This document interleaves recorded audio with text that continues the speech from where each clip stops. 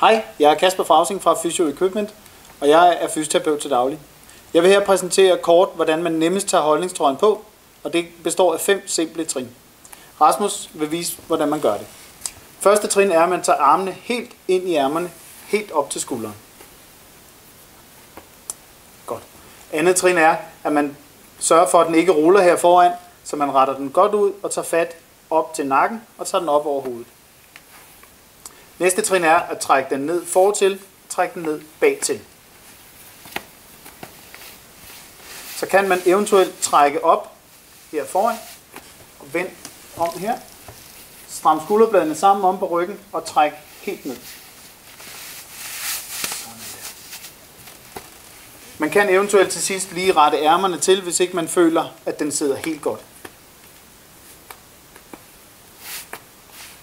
Så bør trøjen sidde, som den skal.